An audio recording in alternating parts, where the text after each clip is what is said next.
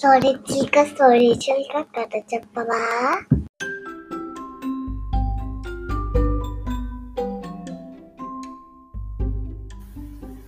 ఇవాళ నేను మీకు నేల మీద నడిచే పడవ కథ చెప్పబోతున్నాను. నేల మీద నడిచే పడవ నీళ్లలో కదా ఉంటుంది అనుకుంటున్నారు కదూ. మరి కథ వినేద్దామా? అనగనగా ఒక రాజ్యంలో ఒక రాజుగారు ఉన్నారు.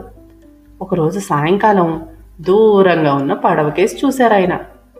అరే, పడవలు ఎప్పుడు నీళ్లలోనే ఎందుకు వెళ్తాయి? నేల మీద వెళ్తే ఎంత బాగుంటుంది, నేను ఎక్కడికి కావాలంటే అక్కడికి పడవలోనే తిరగచ్చు కదా అనుకున్నారు. కానీ పడవ నేల మీద ఎలా వెళ్తుంది అనే ఆలోచన ఆయనకు కూడా కలిగింది. సరే, ఇప్పుడే కబురు పంపిస్తానుండు అంటూ ఒక భటుణ్ణి పిలిచి, మన రాజ్యం అంతా దండోరా వేయించు, చాటింపు వేయించు. ఏమనంటే, ఎవరైతే నేల మీద నడిచే పడవ తయారు చేసి రాజుగారికి ఇస్తారో వాళ్ళకి రాజుగారు 1000 వరహాలు ఇస్తారు అని చాటింపు వేయించమన్నారు. మరి ఎలా చాటింపు వేయించారో తెలుసా? వినండహోయ్! మన రాజుగారికి నేల మీద నడిచే పడవ కావాలి. ఎవరైతే ఆ పడవ తయారు చేస్తారో వాళ్ళకి మన రాజుగారు 1000 వరహాలు ఇస్తారు, వినండహో అంటూ చాటింపు వేయించారు. రాజ్యం అంతటా విన్నారు ఈ విషయాన్ని. అప్పుడు అదే రాజ్యంలో ఉన్న ఒక వడ్రంగా ఆయన, అంటే కార్పెంటర్ అన్నమాట, తన 3 కొడుకుల్ని పిలిచి, నాయనా, రాజుగారు చెప్పిన మాట విన్నారు కదా, రాజుగారికి నేల మీద నడిచే పడవ కావాలి. మీలో ఎవరైతే ఆ పడవ తయారు చేస్తారో వాళ్ళకి రాజుగారు ఇచ్చే 1000 వరహాలే కాక నా ఆస్తి కూడా ఇచ్చేద్దాం అనుకుంటున్నాను అన్నారు వడ్రంగా ఆయన. సరే, కొడుకులు 3 ఒకళ్ళ తర్వాత ఒకళ్ళు వెళ్ళాలని నిర్ణయించుకున్నారు. కానీ తెలిసిన వస్తువు తయారు చేయడం అయితే చాలా సులువు, తెలియని వస్తువు ఎలా తయారు చేయాలి? సరే, మొదటి రోజు పెద్ద కొడుకు వెళ్ళాడు. కాస్త భయపడుతూనే వెళ్ళాడు, ఎలా చేయాలో ఏంటో అని. అడవిలోకి వెళ్తున్నాడు కదా, అందుకని తినడానికి కొంచెం అన్నం కూడా పట్టుకెళ్ళాడు. ఒక మంచి చెట్టు చూసుకుని దాన్ని కోసాడు. దాన్ని పడవలా ఎలా తయారు చేయాలా అని ఆలోచిస్తున్నాడు. ఎంత ఆలోచించినా ఏమీ తెలియట్లేదు. సరే, ముందు అన్నం తిందాం అంటూ అన్నం తినడానికి కూర్చున్నాడు. ఇంతలోపు ఆకాశంలో ఎక్కడి నుంచో రివ్వమని ఒక పక్షి ఎగురుకుంటూ వచ్చింది. ఏం తింటున్నావు? నాకు కొంచెం పెట్టవా, నాకు కొంచెం పెట్టవా, నాకు కొంచెం పెట్టవా అంటూ అతని చుట్టూ తిరగడం మొదలెట్టింది. అసలే పడవ ఎలా చేయాలో తెలియని విసుగులో ఉన్న అతను, చిచి అవతలికి పో అంటూ విసుక్కున్నాడు పక్షిని. అరే, సరే, అన్నం పెట్టకపోతే పెట్టకపోయావు, కానీ ఏంటి ఏదో తయారు చేస్తున్నట్టున్నావు అడిగింది పక్షి. ఏదో చేస్తున్నాను, నీకెందుకు చెప్పాలి? సరే, అడిగావుగా, మంచం తయారు చేస్తున్నాను, సరేనా, పో ఇక్కడి నుంచి అన్నాడు గట్టిగా. మంచమా? సరే, మంచమే చెయ్యి, మంచం మంచం మంచం అంటూ ఎగిరిపోయింది పక్షి. ఇతనికి పడవ ఎలా చేయాలో ఆలోచన రాలేదు సరికదా. ఏ రకంగా చెక్క కోస్తున్నా అది మంచానికి సరిపడేలాగా తయారవుతోంది.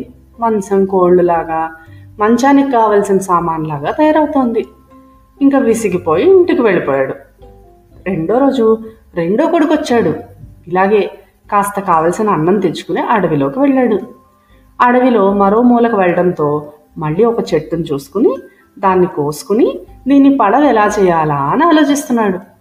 ఆకలేసింది. అన్నం తినడానికి మూట తెరిచాడో లేదో దూరంగా ఆకాశం నుంచి పక్షి వచ్చింది. నాకు కొంచెం పెట్టవా, నాకు కొంచెం పెట్టవా, నాకు కొంచెం పెట్టవా, నాకు కొంచెం పెట్టవా అంటూ అతని చుట్టూ తిరిగింది. పడవ ఎలా చేయాలో తెలియక నేను బాధపడుతుంటే ఈ పక్షి ఒకటి అనుకుంటూ, చిచి అవతలికి పో అన్నాడు కోపంగా. ఆకలేస్తోందని అడిగాను, సర్లే పెట్టొద్దులే, ఇంతకీ ఏం తయారు చేస్తున్నావు అని అడిగింది పక్షి. ఏదో ఒకటి చేస్తున్నాను, నీకెందుకు? కుర్చీలను బల్లా తయారు చేస్తున్నాను, వెళ్ళవతలకి అన్నాడు. ఓహో, కుర్చీలు బల్లా చేస్తున్నావా? అలాగే, కుర్చీలు బల్లా, కుర్చీలు బల్లా అని ఎగురుకుంటూ వెళ్ళిపోయింది ఆకాశంలోకి.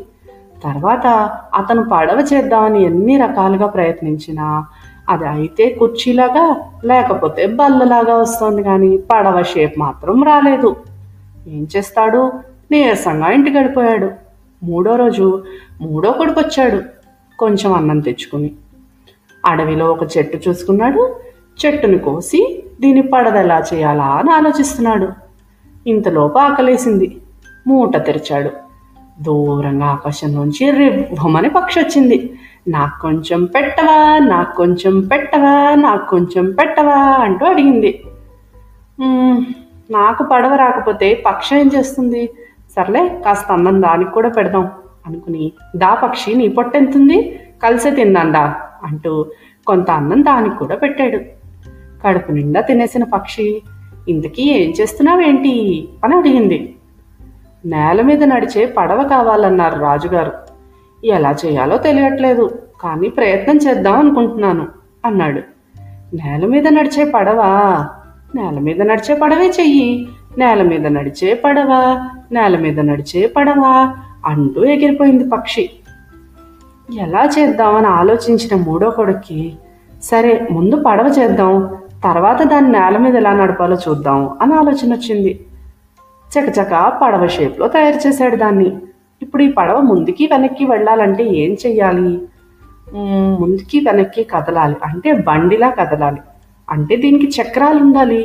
అరే, ఇంత చిన్న ఆలోచన నాకు ముందే ఎందుకు రాలేదు అనుకుని చక్కగా చక్రాలు తయారు చేసి పడవకి 4 వైపులా బిగించాడు.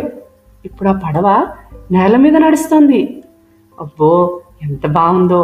వెంటనే ఆ పడవని రాజుగారి దగ్గరికి తీసుకెళ్ళాడు. రాజుగారు ఆ పడవను చూసి చాలా ఆనందపడిపోయారు. అరే, నేను ఎలాంటి పడవ కావాలనుకున్నానో అలాంటి పడవే చేశావే నువ్వు, అద్భుతం! ఎవరక్కడ? వెంటనే ఇతనికి 1000 వరహాలిచ్చి పంపించండి అంటూ పడవ తీసుకుని డబ్బులిచ్చారు. ఆ డబ్బు తీసుకున్న మూడో కొడుకు తండ్రి దగ్గరికి తీసుకొచ్చాడు. తండ్రి కూడా కొడుకు ఇంత బాగా చేయడంతో చాలా మెచ్చుకుని తన ఆస్తి మొత్తం మూడో కొడుకే ఇస్తానన్నాడు. కానీ మూడో కొడుకు, నాన్న, ఏదున్నా ముగ్గురం పంచుకుంటాం, నువ్వేగా చెప్తావు ఎప్పుడు కలిసి ఉండాలని, కాబట్టి ఈ 1000 వరహాలు నీ ఆస్తి అన్నీ నీ దగ్గరే ఉంచు నాన్న, మేమెప్పుడు నీ కొడుకులుగా నీ దగ్గరే ఉంటాం అన్నాడు మూడో కొడుకు. వాళ్ళ తమ్ముడు చెప్పిన మాట ఎంతగానో నచ్చిన అన్నయ్యలిద్దరూ కూడా అతన్ని ఎంతగానో మెచ్చుకున్నారు. చూసారా పిల్లలు, కోపం వచ్చినా సరే అబద్ధం మన నోటి వెంట ఎప్పుడూ రాకూడదు.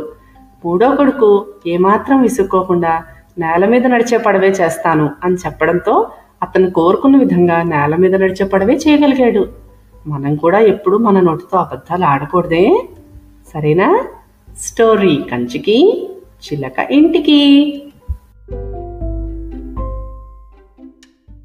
హలో గాయ్స్, మీకు ఈ కథ నచ్చితే లైక్ చేయండి, షేర్ చేయండి. Bye bye.